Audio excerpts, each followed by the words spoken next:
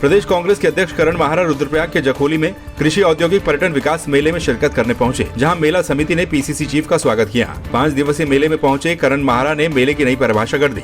उन्होंने आज के समय में मेलों के महत्व पर कहा है कि आज के जीवन में जब महंगाई, बेरोजगारी और भ्रष्टाचार चरम पर है, लोग निराश हैं, परेशान हैं, ऐसे में डिप्रेशन से बचने के लिए इन मेलों का बहुत ही बड़ा महत्व है। आवश्यक है मनोरंजन के लिए भी और संस्कृति को बचाने के लिए भी। और आज के जीवन में जब महंगाई, भ्रष्टाचार और बेरोजगारी चरम पे है, लोग निराश हैं, परेशान हैं, तो ऐसे डिप्रेशन से बचने के लिए इन मेलों का बहुत महत्व है। और जो छोटे बच्चे हैं, जो नई संतति है, वो अपनी संस्कृति को इन मेलों से पहचानती है। और गाँव में क्योंकि लोग बहुत ज़्यादा काम करते हैं, तो उनके लिए इस तरीके से एंटरटेनमेंट का भी एक अच्छा साधन है। और मेरी बहुत बहुत शुभकामनाएं कि जखोली ने अच्छा स्थान पाया है पूरे देश में, और केंद्र सरकार ने इस ब्लॉक को अच्छे ब्लॉकों में चुनने का काम किया है। बेरीनाग के गणाई गंगोली कस्बे में आयोजित 3 दिवसीय नौलिंग महोत्सव में रंगारंग सांस्कृतिक कार्यक्रमों की धूम मची हुई है। कार्यक्रम का उद्घाटन बीजेपी प्रदेश मंत्री मीना गंगोला ने किया। वहीं महोत्सव की दूसरी रात लोक गायिका माया उपाध्याय और जितेंद्र तोमक्याल कल्याण बोरा के नाम रही। अल्मोड़ा से आए संस्कार सांस्कृतिक समिति और वायरल ग्रुप बेरीनाग के द्वारा शानदार प्रस्तुतियां दी गयी। वहीं महोत्सव के लेकर गणाई गंगोली क्षेत्र में काफी उत्साह देखने को मिला।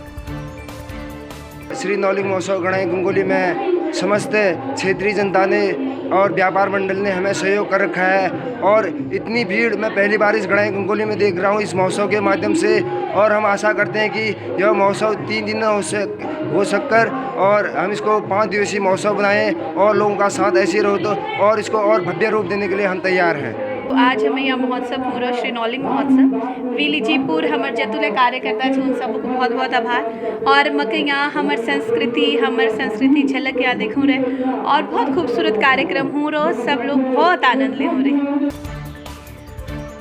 देहरादून में नई संसद भवन नामकरण समिति ने नए संसद भवन का नाम डॉक्टर अंबेडकर पार्लियामेंट हाउस रखने की मांग की। समिति के सदस्यों का कहना है कि सेंट्रल विस्टा प्रोजेक्ट कुछ दिनों में पार्लियामेंट हाउस में तब्दील होने जा रहा है। वहीं नए पार्लियामेंट का नाम सेंटर गवर्नमेंट रखने जा रही है। ऐसे में नए संसद भवन का नाम doctor Bhimrao Ambedkar parliament house रखने की मांग को लेकर नई संसद भवन नामकरण समिति का गठन किया गया है। नामकरण समिति के प्रदेश संयोजक श्रीकांत का कहना है कि नए संसद भवन का नाम डॉक्टर भीमराव अंबेडकर के नाम पर रखे जाने को लेकर प्रदेश भर में जन जागरूकता अभियान चलाया जाएगा। सेंट्रल विस्टा जो प्रोजेक्ट है, जो कुछ समय बाद हमारी पार्लियामेंट हाउस में तब्दील होने जा रहा है, लगभग इसका काम पूर्ण हो चुका है। अब इसकी जो नामकरण होना बाकी है, जो हमारी स्टेट सेंट्रल गवर्नमेंट इसका नामकरण करेगी। तो हमने जो ये एक समिति बनाई है, नए संसद भवन नामकरण समिति, पूरे देश में ये समिति का गठन हुआ है। तेलंगाना से हमारे जो परिसंघ के प्रदेश अध्यक्ष थे महेश्वर राज जी, उनके द्वारा ये अपनी विधानसभा में अपने पूरी टीम के साथ मिलकर उन्होंने ये अपनी विधानसभा में पारित भी करवाया है कि जो सेंट्रल विस्टा जो प्रोजेक्ट है वो BR अम्बेडकर जी के नाम पर ये होना चाहिए। तो ये मुझे केंद्र से मुझे प्रदेश की जिम्मेदारी सौंपी गई है प्रदेश संयोजक के तौर पर। तो हम इसको पूरे प्रदेश में सबके साथ मिलकर जो BR अम्बेडकर जी के फॉलोवर्स हैं उनके साथ मिलकर इस समिति में जोड़कर 28 नवंबर को दिल्ली में एक बहुत बड़ी रैली का आयोजन है। तो हम सब मिलकर वहाँ जाएंगे और वहाँ से एक आवाज़ होगी कि नए संसद भवन का नाम BR अम्बेडकर के नाम पे होना चाहिए। देहरादून के GGIC राजपुर रोड पर एक कार्यशाला का आयोजन किया गया। कार्यशाला में देहरादून मेयर सुनील उनियाल गामा ने मुख्य अतिथि के रूप में शिरकत की। वहीं कार्यक्रम में उदयन केयर संस्था के उदयन शालिनी फेलोशिप देहरादून चैप्टर से जुड़े करीब 200 मेधावी छात्राओं को देहरादून मेयर ने हेल्थ केयर किट बांटी। कार्यक्रम में मेयर सुनील उनियाल गामा ने छात्राओं को सिंगल यूज प्लास्टिक का इस्तेमाल न किए जाने को लेकर जागरूक किया। वहीं कार्यक्रम में कोरिया से आए कुछ मेहमान भी मौजूद रहे।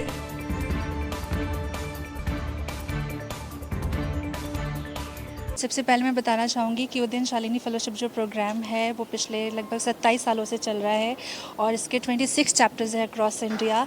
ये गर्ल्स एजुकेशन का प्रोग्राम है जो लड़कियों को स्कॉलरशिप देता है और साथ ही साथ कई तरीके की कार्यशालाओं का आयोजन करता है ताकि बच्चों को हर एक क्षेत्र से जानकारी मिल सके। और साथ ही साथ हमारा यहाँ एक मेंटरशिप का भी प्रोग्राम है जिसमें काफ़ी एजुकेशनिस्ट और टीचर्स और हमारे साथ जुड़े हुए काफ़ी वॉलंटियर्स जो बच्चों को मेंटरिंग के ज़रिए उनको हेल्प करते हैं उनको जीवन में आगे बढ़ने के लिए।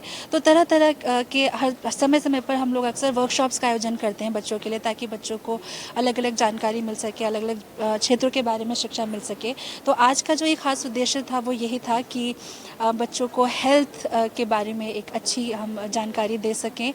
जो संस्था है इन्होंने बहुत अच्छा काम करते हैं और जो हमारे कमज़ोर बच्चे हैं उनको आगे बढ़ाने के लिए आप स्कॉलरशिप भी देते हैं, उनके आगे उनकी पढ़ाई की चिंता करते हैं, उनके नौकरी की भी आप चिंता करते हैं। तो इसके लिए मैं संस्था को बहुत बहुत बधाई शुभकामना देता हूं कि बच्चे जो है हमारे स्वच्छता के प्रति मैंने सभी बच्चों से अनुरोध किया है कि सफाई पे अगर हम फोकस करेंगे, स्वच्छता अभियान हम चलाते हैं, लेकिन अगर सब लोग जो है इसमें सहभाग बनेंगे, सहभागिता होगी, तो निश्चित रूप से हमारा देहरादून भी स्वच्छ होगा। पूरा एक दिन प्रदेश और एक दिन देश जो है, जो प्रधानमंत्री जी का आह्वान है कि हमारा देश जो है स्वच्छता के मामले में हमें अव्वल रहना है, ये मैंने अनुरोध किया है। सिंगल यूज प्लास्टिक के जो दुष्परिणाम हैं वो मैंने अपनी बेटियों को बताया है कि सिंगल यूज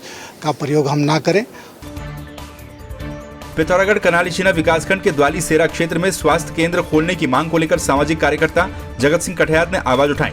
जगत सिंह कठयात का कहना है कि द्वाली सेरा क्षेत्र में एक स्वास्थ्य केंद्र खोल दिया जाए जिससे स्थानीय लोगों को सुविधाएं समय पर मिल सकें। क्षेत्र के लोगों को जिलाधिकारी डॉक्टर आशीष चौहान ने स्वास्थ्य केंद्र खोलने का आश्वासन दिया था, लेकिन अभी तक क्षेत्र में स्वास्थ्य केंद्र नहीं खुल पाया। हाँ, स्वास्थ्य के लिए जो है पिछली बार जब झूला पुल के अवसर पर 6 महीने पहले खुद डीएम साहब ने कहा था कि यहाँ पर प्राथमिक स्वास्थ्य केंद्र खोला जाएगा, लेकिन उस पर बहुत जल्दी से खोला जाएगा, लेकिन अभी तक उस पर कोई कार्रवाई नहीं हुई है, क्योंकि स्वास्थ्य में सुविधा न होने के कारण जो है लोग पलायन करते हैं और जिला मुख्यालय तक आना पड़ता है और गरीब जनता बहुत परेशान रहती है। तो एक स्वास्थ्य की सुविधा भी दिया जाए तो पलायन रुक सकता है और गाँव में जो है बड़ी अच्छी सुविधाएँ मिल सकती है, जिससे कि लोग गाँव की ओर मुड़ेंगे। और इसी आशा के साथ जो है और इसको पूर्ण किया जाए, यही हमारी गुजारिश है सरकार से। पिथौरागढ़ जिले में छठ पर्व की धूम देखने को मिली। जिले के टकाना क्षेत्र में प्रवासी महिलाओं के द्वारा विधि विधान के साथ छठ पर्व मनाया गया। इस दौरान महिलाओं ने बताया कि छठ पर्व का व्रत सदियों से चला आ रहा है। हमारे महिलाएं ये अपने औलाद के लिए व्रत रखते हैं और छठ की पूजा ये होता है, ये डूबते हुए सूर्य को अर्घ देते हैं और उगते हुए सूर्य को भी अर्घ देते हैं, संपूर्ण पूरे परिवार के लिए। और ये व्रत हमारे अपने हिंदू समाज के लिए, हमारे अपने भोजपुरिया भाइयों के लिए बहुत बड़ा ऊंचे पर्व हमारे लिए बहुत बड़ा पर्व है, बहुत बड़ा पर्व है। ये पर्व आपका पूरे आपको करीब करीब 48 घंटा के बगैर प्यासे बिल्कुल निर्जला रहते हैं, निर्जला व्रत रहता है। बहुत अच्छा होता है, ये मनोकामनाएं पूरा हो जाती है घर में तो रखा जाता है इसको। जैसे कुछ मानो पूरा हो गया तो इसको व्रत को रखते हैं हम लोग। बहुत अच्छा होता है, बहुत कठिन होता है, 3 दिन से होता है और 6 महीने 1 महीने पहले से लहसुन प्याज छोड़ देते हैं। चने की दाल, लौकी और चावल बनाते हैं, फिर अच्छे से मतलब बढ़िया से पूजा पाठ करके खाते हैं उसको।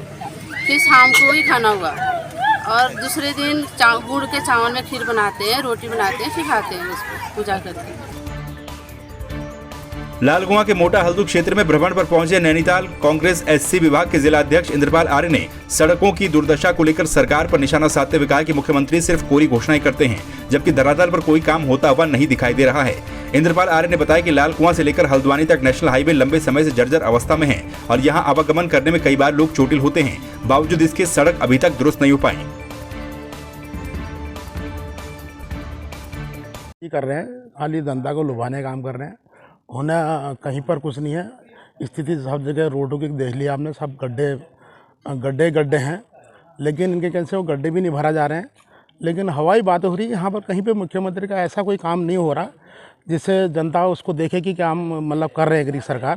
सरकार केवल अपने जुमलेबाजी में ही मस्त है और अपने जो नाम बदलने की बात आ रही, कहीं पर कुछ वाली बात आ रही है तो उसमें ही मगम है, और ये जो जनता की हित की जहाँ बात आ रही है तो वहाँ पर कहीं पर भी खरी नहीं उतरी है सरकार।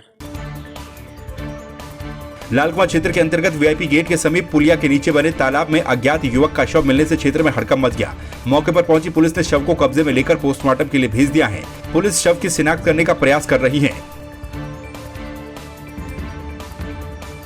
आज यहाँ जो सुभाष नगर बैरियर है ये लाल कुआं क्षेत्र में, तो यहाँ जंगल में एक शव की बरामदगी हुई है। कुछ जो बच्चे खेल रहे थे उन्होंने शव को पहली बार देखा, फिर उन्होंने पुलिस को और स्थानीय लोगों को जो है सूचना दी उस चीज़ की। फिर जब वहाँ जाके देखा गया तो जो एज है उस लड़के की वो 25 से 30 साल के आसपास होगी, जैसा कि लोगों देख के पता लगता है।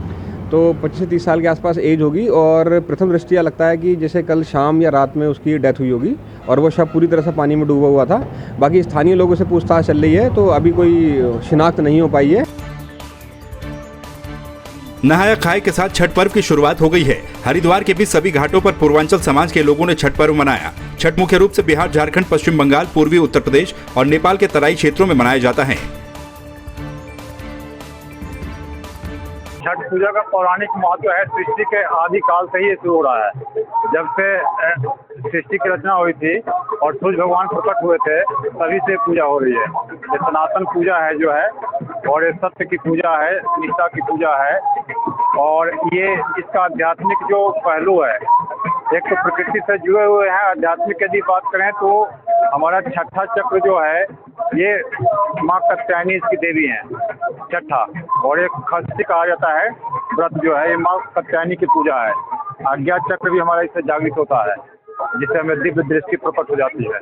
आज हम यहाँ पे सब इकट्ठा हुए और यहाँ पे आज सूरज देवता को अर्घ दिया जाएगा। छठ का दूसरा दिन है और इसके बाद छठ की समाप्ति हो जाएगी। बहुत सारा सामान लेके आते हैं, जैसे फल हो गया, सब्जियाँ हो गई, ये सब लेकर आते हैं और दिए जलाते हैं, घी के दिए जलाते हैं। और शाम को डूबते सूरज को, पहले दिन डूबते सूरज को अर्घ देते हैं और अगले दिन सुबह उगते सूरज को अर्घ दिया जाता है।